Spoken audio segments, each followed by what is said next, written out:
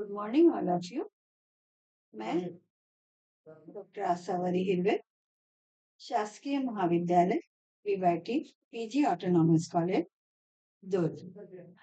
आज मैं आपको बीए सेकंड सेमेस्टर के परिवार एवं इसकी बदलती प्रकृति के बारे में चर्चा करूंगी। परिवार परिवार क्या है? साधारण भाषा में हम कहें तो परिवार वह है जहाँ पर पति पत्नी बच्चे माता पिता सब एक साथ रहते हैं। लेकिन समाजशास्त्र भाषा में अगर हम कहें तो परिवार क्या है? परिवार एक ऐसा सामाजिक समूह है जिसमें पति पत्नी बच्चे और उनके माता पिता एवं नौकर चाकर एक स्थान पर एक छत के नीचे रहते हैं। परिवार शब्द अंग्रेजी भाषा के फैमिली शब्द से बना है, जिसकी उत्पत्ति लैटिन भाषा के फैमुलस शब्द से हुई है। साधारण परिवार की अपनी कुछ विशेषताएं हैं। जैसे परिवार के लिए विवाह का होना अनिवार्य है। जब स्त्री और पुरुष का विवाह होता है उसके बाद परिवार की स्थापना होती है। परिवार में विवाह का होना अनिवार्य है और विवाह के बाद ही परिवार अस्तित्व में आते हैं। विवाह अपना एक स्वरूप होता है, इस आधार पर उसी नाम से परिवार को परिभाषित किया जाता है। जैसे एक विवाही परिवार, बहुविवाही परिवार आदि।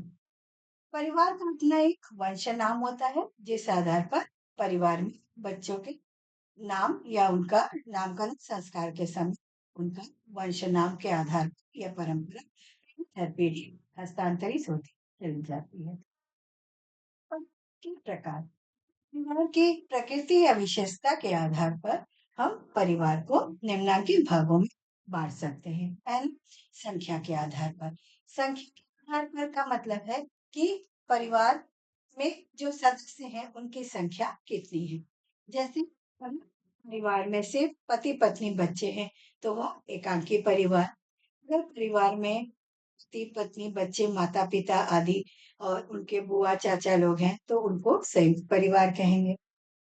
उस आधार पर फिर है निवास के आधार पर। निवास के आधार पर मतलब कि शादी के बाद पति और पत्नी कहाँ पर रहते हैं।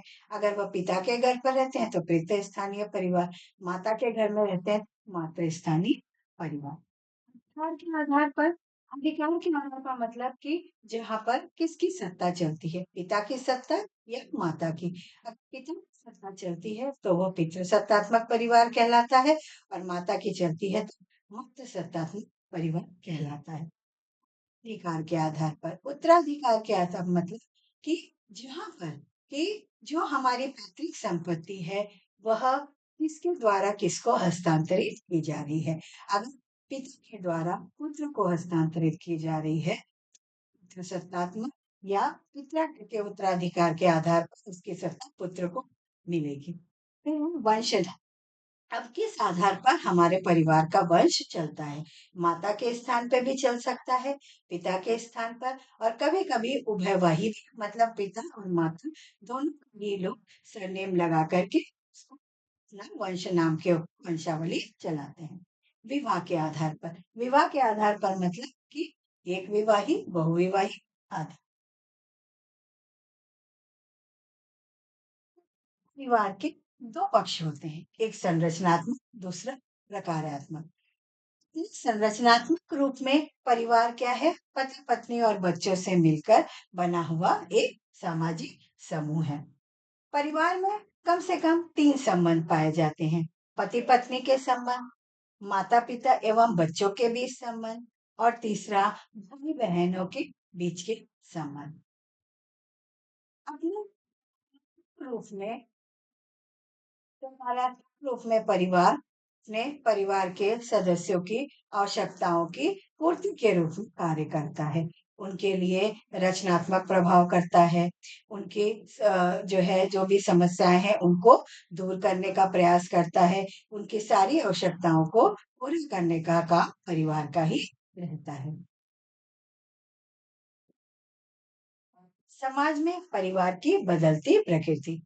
प्राचीन हम बोले तो परिवार की बदलती प्रकृति को जानने से पहले हमें थोड़ा प्राचीन समाज में परिवार की स्थिति क्या थी इसको जानने का प्रयास करना होगा।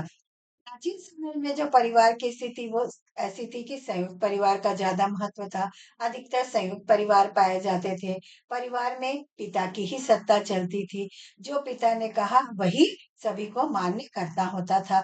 हमारे मनोरंजन की व्यवस्था, हमारे जो भी आवश्यकताओं की पूर्ति, हमें मनोवैज्ञानिक रूप से जो है मजबूत बनाने का कार्य, हमारी सामाजिक आर्थिक सभी आवश्यकताएं परिवार में ही पूरी हो जाती थी। हमारी मनोरंजन की, खाने-पीने की जितनी भी आवश्यकताएं थी, वह सब परिवार के माध्यम से ही पूरी हो जाती थी। लेकिन समाज में जैसे-जैसे परिवर्तन होता गया, औद्योगिकरण, नगरीकरण का विकास हुआ, समाज में पाश्चात्यकरण आया, उसके बाद सब लोगों तक जन प्रचार के माध्यम से जैसे-जैसे विकास फैलता गया, वैसे-वैसे लोगों के विचारों में भी परिवर्तन होता गया, जिसका प्रभाव परिवार के ढांचे पर भी पड़ा। इसमें सबसे पहले क्या हुआ कि परिवार में जो है जो सामान्य निवास स्थान था, पहले क्या होता था लोग एक ही स्थान पर एक ही जगह मिलजुल कर रहते थे। लेकिन औद्योगिकरण के कारण लोगों को अपना मूल निवास स्थान छोड़ के शहरों में जाना पड़ा। अब जहाँ संयुक्त परिवार परिवार की एक मुख्य विशेषता के रूप में प्रचलित थी, अब वो एकाकी परिवार में धीरे-धीरे परिवर्तित होने लगी थी। फिर जहाँ रसोई में हर जगह सबके खाने-पीने का जो है व्यवस्था, उनकी आवश्यकता की पूर्ति परिवार में होती थी। आज उनका जो है स्थान व्यावसायीकरण ने ले लिया। आजकल तरह-तरह के होटल, तरह-तरह के ढाबे आदि जगह जाके लोग अपने खाने-पीने की आवश्यकताओं की पूर्ति कर लेते हैं।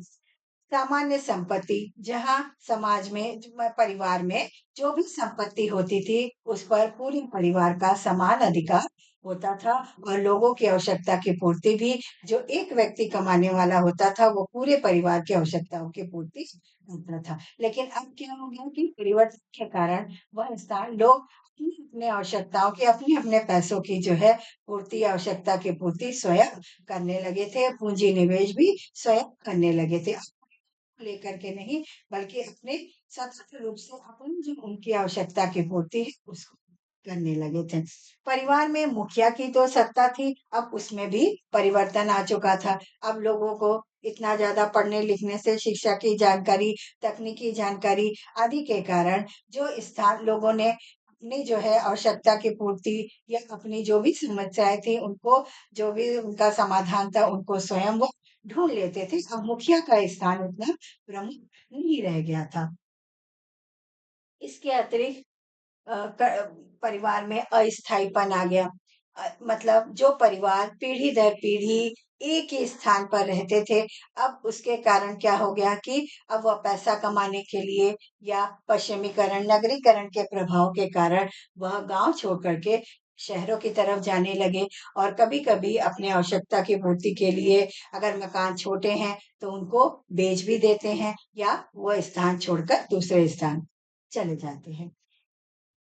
जहाँ पर शिक्षा एवं संस्कृति, परंपरा, रीति-रिवाज, परंपरा, धर्म का महत्व था, उसमें भी धीरे-धीरे कमी आने लगी थी। पहले लोग जाति-पाति धर्म को बहुत मानते थे। परिवार में परंपरागत रूप से तीज त्योहार मनाए जाते थे, सब लोग मिल-जुल करके मनाते थे। लेकिन जब समाज में परिवर्तन हुआ, लोग अपना परंपरागत व्यवसाय और मकान छोड़ के शहर जाने लगे, तब उनमें धार्मिकता की प्रवृत्ति में भी कमी आने लगी। लोग अपनी ही रीति-रिवाज परंपरा ना मना करके सभी धर्मों के रीति-रिवाज परंपराओं को मनाते हैं और जुड़ करके एक साथ परिवार के महत्व की जगह लोग आपस में आस-पड़ोस को भी उसमें शामिल करके अपनी आवश्यकताओं, मनोरंजन के साधन की पूर्ति करते हैं। परिवार में मनोरंजन के कार्यों में भी जहाँ समाज में एक समय में जो भी व्यक्ति थे उनके जो मनोरंजन की पूर्ति थी वह परिवार में ही हो जाती थी। तीज, त्योहार, उत्सव, नामकरण इतने 16 संस्कार हमारे हिंदू धर्म में बताए गए हैं। उन सभी के माध्यम से लोगों के जो मनोरंजन की व्यवस्था थी वह परिवार में ही उनकी आवश्यकता की पूर्ति हो जाती थी। मेहमान आते थे, बहुत महीनों-महीनों रहते थे आदि इस प्रकार। लेकिन परिवर्तन के कारण क्या हुआ, वह स्थान अब टीवी, सिनेमा, मोबाइल, आधुनिकीकरण, तकनीकीकरण ने ले लिया, जिस कारण लोग अपने मनोरंजन की व्यवस्था सिनेमा घरों में जाके नाटक नौटंकी देखे आदि करके पूरा कर लेते हैं। परिवार, लेकिन इसके बावजूद भी परिवार के महत्व में हम कमी नहीं कर सकते। परिवार आज भी समाज की एक आधारभूत इकाई है, जो पारंपरिक संरचना में बदलकर अब एक परिवारों में परिवर्तित हो रही है। परिवार के आकार जरूर छोटे हो गए हैं, लेकिन परिवार के महत्व में कमी नहीं आई। परिवार के परिवर्तन के मुख्य कारणों में शहरीकरण, शिक्षा सशक्तिकरण, आर्थिक कारण, व्यक्तिवादिता आदि ज्यादा है। आजकल लोग सामूहिकता के आधार पर अपनी व्यक्तिवादी और स्वार्थों को पूरा करने में लगे हुए हैं। इस प्रकार मैं अपनी चर्चा यही समाप्त करती हूँ। धन्यवाद।